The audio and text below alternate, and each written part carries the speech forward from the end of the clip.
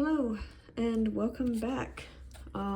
It's been a minute since I made another one of these, but I figured we can try and finish up Genesis and then move on to Exodus. So let's just get into it. Got my coffee.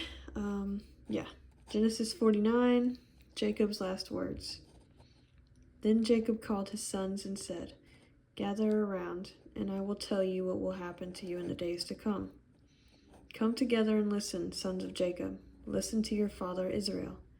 Reuben, you are my firstborn, my strength, and the first fruits of my virility, excelling in prominence, excelling in power.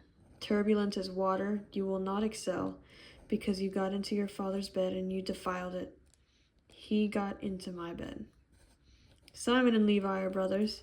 Their knives are vicious weapons. May I never enter their council. May I never join their assembly. For in their anger they kill men, and on a whim they hamstring oxen.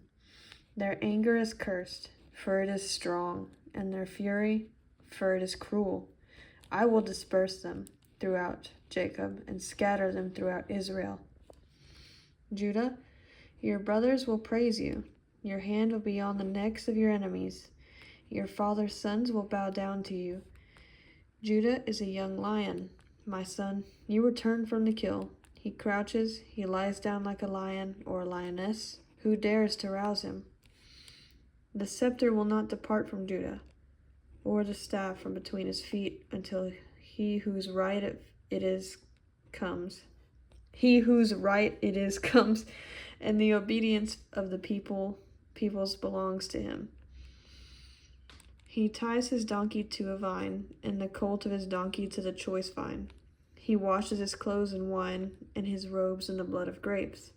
His eyes are darker than wine, and his teeth are whiter than milk. Zebulun will live by the seashore, and will be a harbor for ships, and his territory will be next to Sidon. Issachar is a strong donkey lying down between the saddlebags. He saw that his resting place was good, and that the land was pleasant, so he leaned his shoulder to bear a load, and became a forced laborer. Dan will judge his people as one of the tribes of Israel. Dan will be a snake by the road, a viper beside the path that bites the horse's heels so that its rider falls backwards. I wait for your salvation, Lord. Gad will be attacked by raiders, but he will attack their heels. Asher's foot will be rich, and he will produce royal delicacies. Naphtali is a doe set free, that bears beautiful fawns. Joseph is a fruitful vine beside a spring. Its branches climb over the wall. The archers attacked him, shot at him, and were hostile toward him. Yet his bow remained steady, and his strong arms were made agile by the hands of the mighty one of Jacob, by the name of the shepherd, the rock of Israel, by the God of your father who helps you, and by the Almighty who blesses you with blessings of the heavens above, blessings of the deep that lies below, and blessings of the breasts of the womb. The blessings of your father excel the blessings of my ancestors, and the bounty of the ancient hills.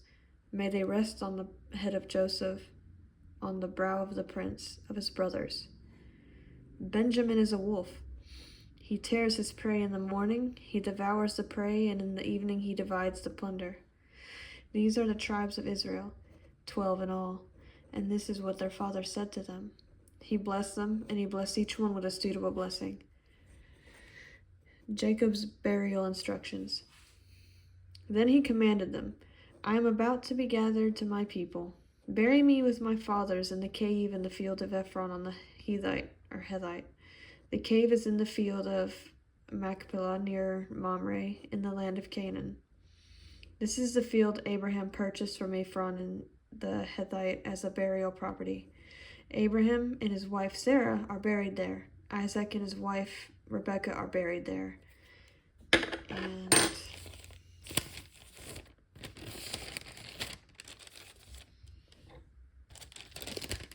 okay, cool.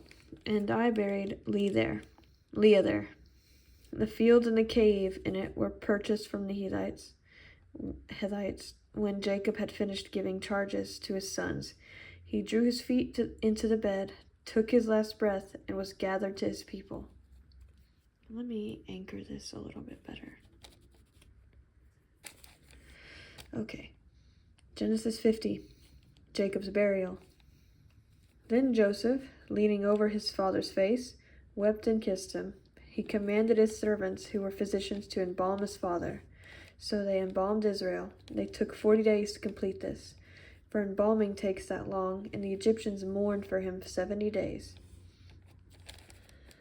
When the days of mourning were over, Joseph said to Pharaoh's household, "If I have found favor with you, please tell Pharaoh that my father made me take an oath, saying, 'I am about to die. You must bury me there in the tomb that I made for myself in the land of Canaan.' Now let me go and bury my father. Then I will return." So Pharaoh said, "Go and bury your father in keeping with your oath." Then Joseph went to bury his father, and all Pharaoh's servants, the elders of his household, and all the elders of the land of Egypt went with him, along with all Joseph's family, his brothers, and his father's family. Only their descendants, their flocks, and their herds were left in the land of Goshen. Horses and chariots went up with him. It was a very impressive procession.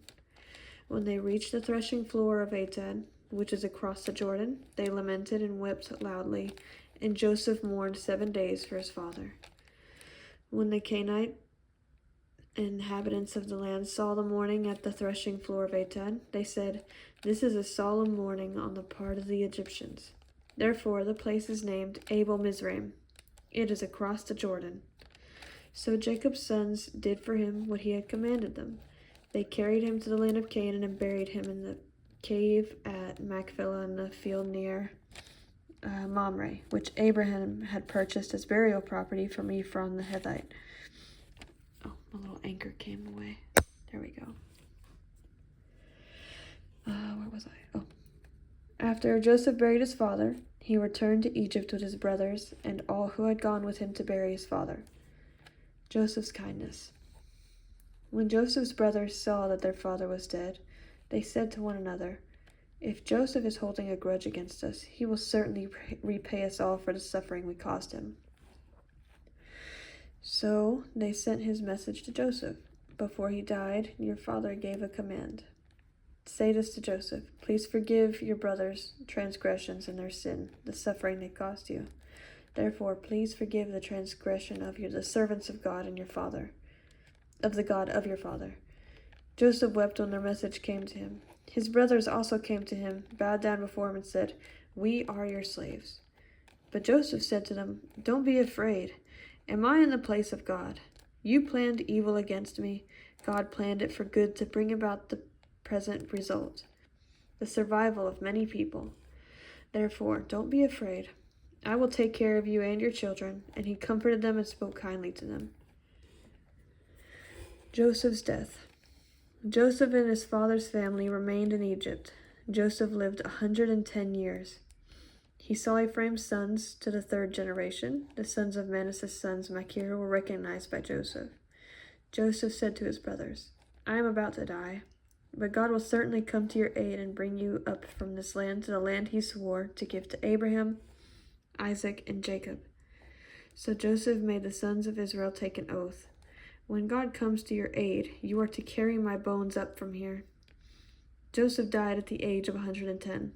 They embalmed him and placed him in a coffin in Egypt. Oh, we made it. Well, that was the end of Genesis. I hope you enjoyed this part of the story. I absolutely will continue in another video. I think I might also post a few videos of Beat Saber playthroughs or something. I don't know. On my channel, I'm thinking about posting just random things in my description, but I think this will still be my primary thing. It should be. Yeah, definitely. I'm excited to start Exodus with you in the next Bible reading.